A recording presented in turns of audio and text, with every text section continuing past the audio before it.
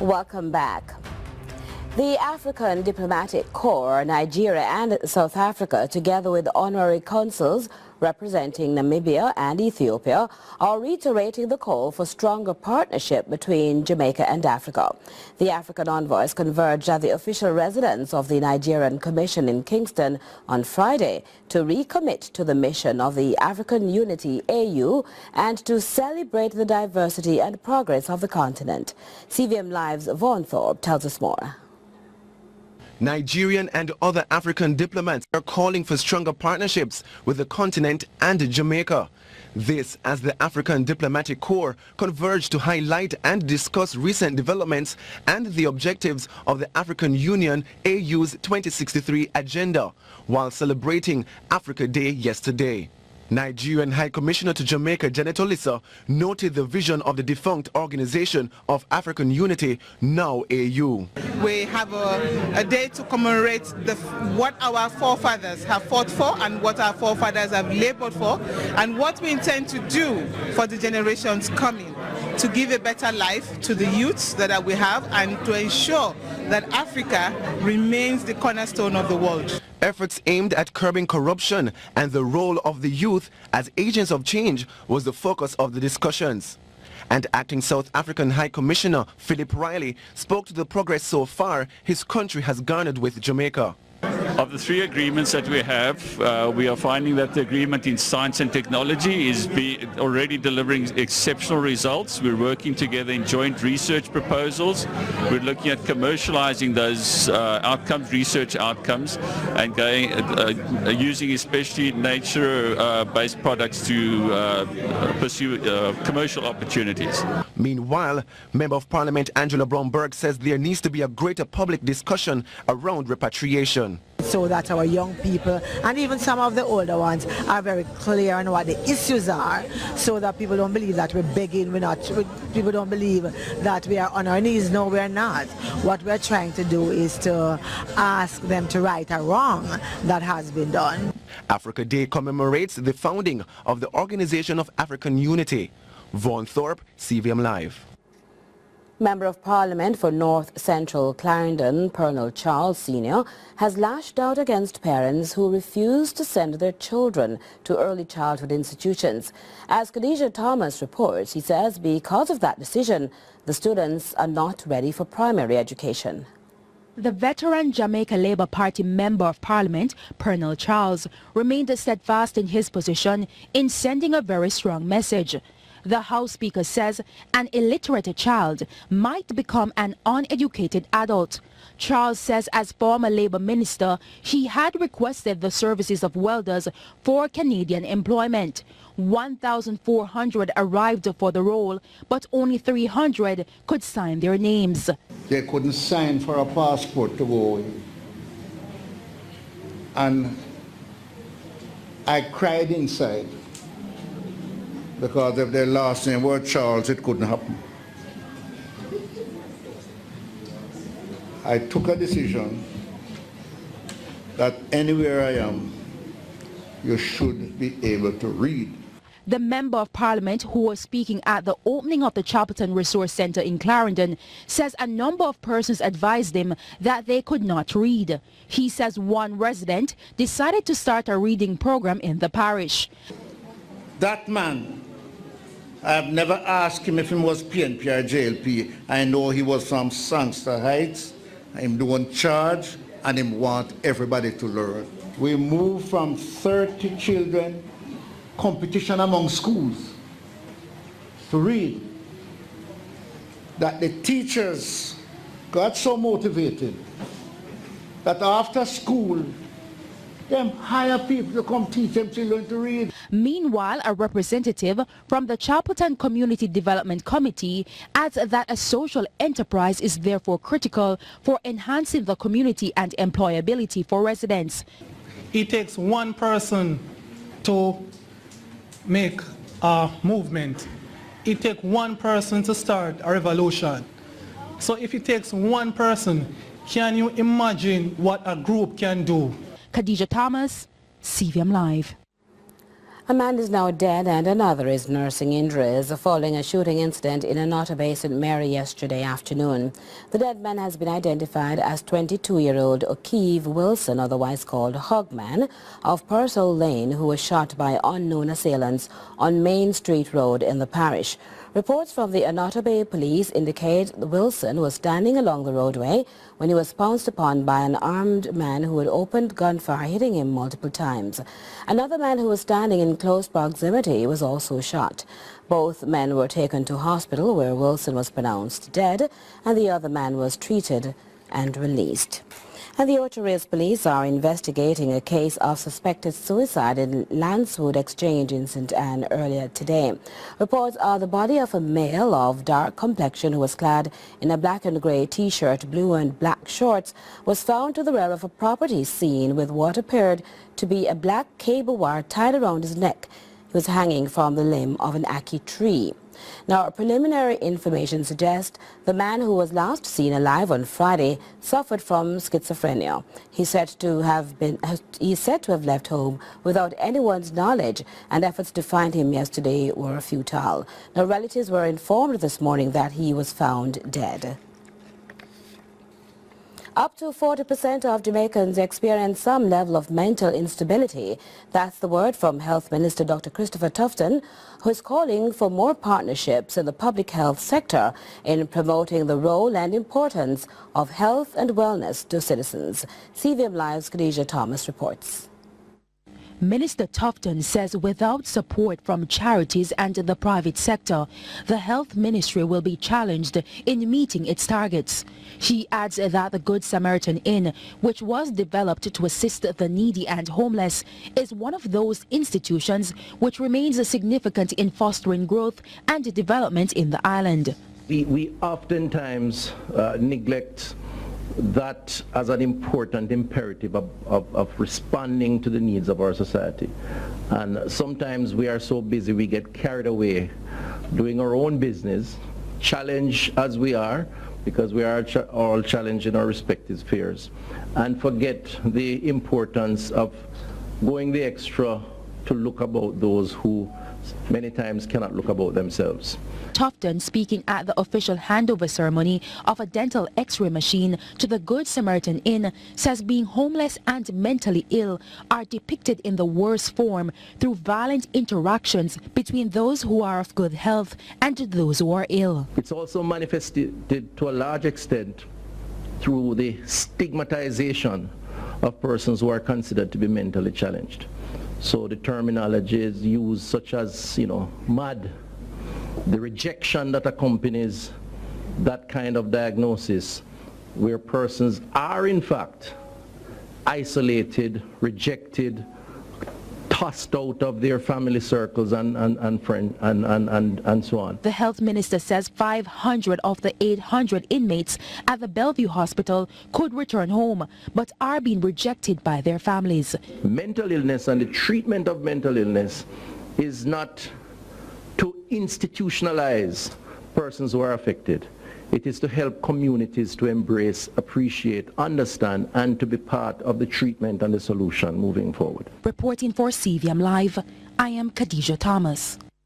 Now, in observance of its 40th anniversary, the Women's Center of Jamaica Foundation yesterday began its lecture series focusing on the lived experience of children born to adolescent parents. To date, close to some 50,000 young mothers have passed through the program, which is mandated to assist girls who are 17 years old and under who have dropped out of school due to a pregnancy. My brother can do anything in the world and get away with it because he is a boy, don't it? Just one of the oft-asked questions when it comes to the differences between boys and girls being raised in the same Jamaican household. Adolescent Pregnancy Voices of Offspring sought to bring into focus the experiences of children born to adolescent parents. But never in the history of Jamaica have we had a forum like this where we sit to listen to the experiences of the offspring of adolescent parents. This 40th landmark face-to-face talk is being touted as a critical game-changer in amplifying the voices of adolescent mothers who through the Women's Center have a second chance in life. Any activity that focuses on facilitating successful parents must also focus on their children. Being born to two teenage parents comes with challenges, including the closeness of age. My mother never made me feel like her sister because I was the child, she was the mother. It was a little difficult having a young father though. Having a young girl's man for your father then. I had to be careful about which friends he met, where he took me. There are times on the road when we are walking together and people say, is that your boyfriend? For those who did not know the relationship that we shared. State Minister in the Ministry of Education, Youth and Information, Floyd Green, is calling on the Kiwanis movement to deepen its partnership with youth and children. More from Vaughan Thorpe. State Minister in the Ministry of Education, Youth and Information, Floyd Green, wants to see more long-term engagements from the Kiwanis movement. Green suggested that the organization could expand its involvement in areas such as getting early childhood institutions certified and developing mentorship initiatives with the Child Protection and Family Service Agency run facilities.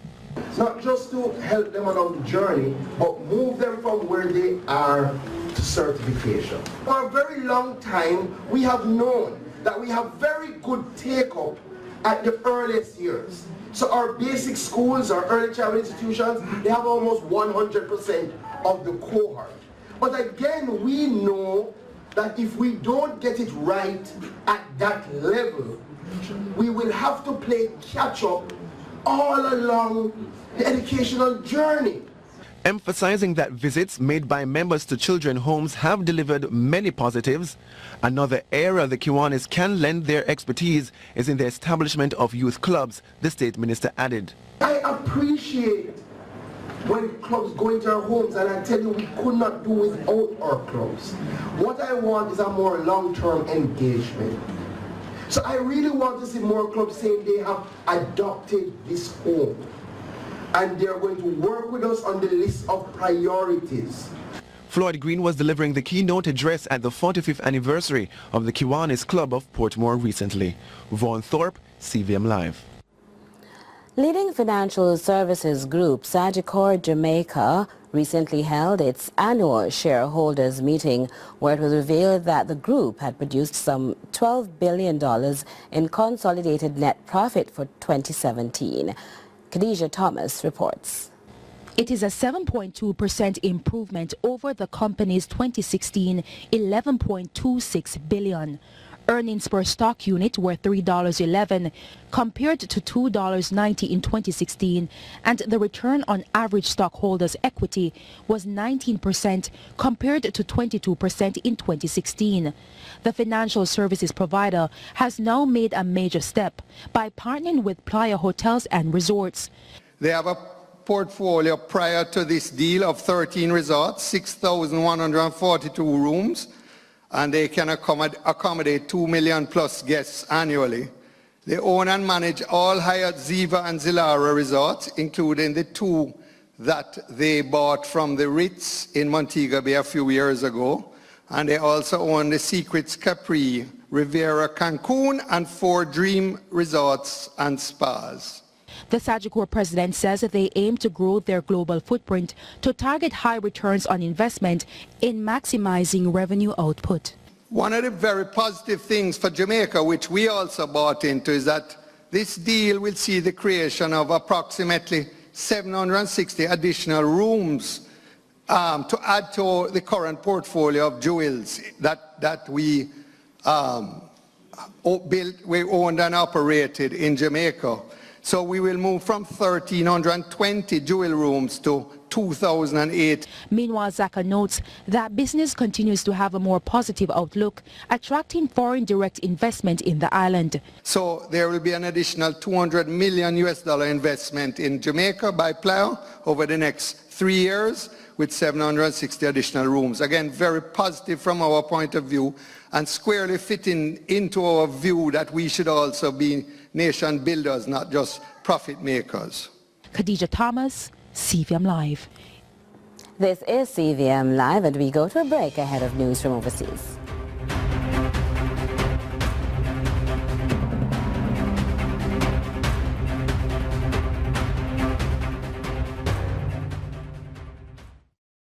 Or reporter Nicole Wilson looks at compelling court matters of the week in Live Case Update. Welcome to Live Case Update, where we keep you abreast of compelling court matters. This week, we have two compelling cases. One, new submission made in the matter of the Queen against popular dancehall artist Sean Storm. Two, more charges laid against prominent real estate attorney Jennifer Mesado. Now, a new submission has been made in the matter of the Queen against popular dancehall artist Sean Storm. This according to his attorney Bert Samuels. The submission comes in the form of a photocopied statement from the sole eyewitness. According to Samuels, if the statement is admitted into evidence, then this will put the credibility of the single eyewitness into question. In that statement, certain things are said, which I don't want to disclose at the moment, which if this court accepts it, it would have an impeachment on the credit of that sole eyewitness. So the primary reason for us coming here in the Court of Appeal this morning is for the court to rule on whether that evidence should become fresh evidence. The court has ruled that that issue should be determined by a full court, a three-court judge. What has prompted Samuels and his legal team to take this action is the inability of Campbell's previous attorney to make other arguments in his defense. In our research, we saw where there was an injustice done to Mr. Campbell because this lawyer was unable to argue certain grounds and confront the witness because the prosecution lost, or say they lost, the original statement of the eyewitness. Sean Campbell, otherwise known as Sean Storm, and his co-convicts Adidja Palmer, popularly known as Vibes Cartel, as well as Kahira Jones and Andre St. John, are all serving life sentences for the 2011 murder of Clive Lizard Williams. Next, more charges were laid against prominent real estate attorney Jennifer Mesado on Friday. Mesado's attorney Christopher Townsend says that he accompanied his client to the police station on Friday morning following an invitation by the police. When CVM Live visited his office that afternoon, he gave the details of the charges laid against his client. There's an allegation of the issuing of a fraud document. The matter is not yet before the court, and I have not yet received any documentation, so I can't say much about it. But that was the allegation that was read out to her. When asked about ongoing investigations against his client, he indicated that he did not know what to expect. Nothing more than what we're told, at the first hearing when the matter was before the court, or with the matter before the court, that there were other charges that were pending. So we were told this, so I suppose that these are the charges that are coming. So we don't know, how much more is out there or whether or not there are others, etc. Mesado was first charged on Friday, May 11 and appeared in the Kingston and St. Andrew Parish Court on May 15, where she was offered bail in the sum of $800,000 with several conditions. Townsend says his client has been giving her full cooperation to the police. She's very much aware of the negative publicity that she's getting, especially on social media. However, of course, she's unable to speak to the issues, speak to the matter, because the matter is before the court.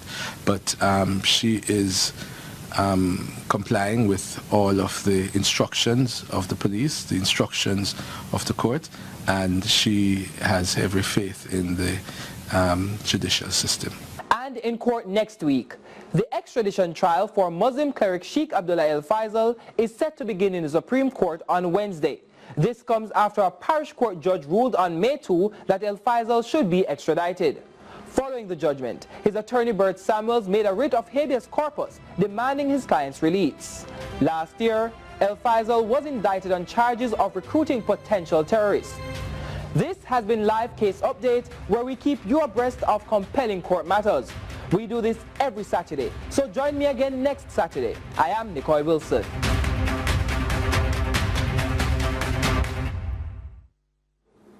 And that's it for another Live Extra, or 90-minute in-depth look at selected top stories of the news week. Remember, we do Live Extra every Saturday, 7:30 to 8 o'clock. Still to come, the major stories of the day, regional and international news, E-Live, Inspire Jamaica Take 2, live weather, and Sports Live. Welcome back. It's time now for our regional and international news, and for that we go to our reporter Vaughn Thorpe. Making the top regional stories this evening, 2 assault rifles and a hand grenade were among 7 weapons and a quantity of ammunition discovered by Western Division officers in Trinidad during an anti-crime operation Friday. The exercise, which began at 2 a.m. and ended at 1 p.m., was spearheaded by Acting Senior Superintendent Neville Sankar and the Western Division Task Force. And in Guyana, a 20-year-old woman is now dead after allegedly being stabbed by her husband. Police identified the deceased as Diorani Dial, a housewife who was attacked at her home by her 28-year-old common-law husband, Dudnorth Ramlal. The suspect, who was arrested, subsequently died at the Georgetown Public Hospital after ingesting poison. More from HGP TV. Nightly News was told that Dial left the home of Narish about 2 months ago because of constant abuse. Police were told that shortly after 9 a.m. Friday, Narish went to the home of Dial. An argument ensued, and minutes after, Dial was heard screaming, while Narish was spotted as he fled from the house. Neighbors responded and found Dial at the front of the house with several stab wounds. The 20-year-old housewife was rushed to the Dr. Nicholas Hospital at Nabaklis, where she was pronounced dead on arrival. This is the second woman to have been killed by her partner this week.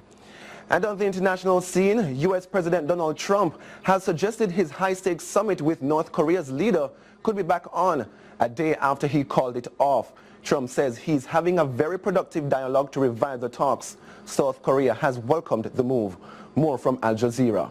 As he delivered the commencement address at the U.S. Naval Academy, President Trump did not directly mention his canceled summit with North Korea's leader, but said the U.S. is prepared for whatever happens next. We know that the best way to prevent war is to be fully prepared for war.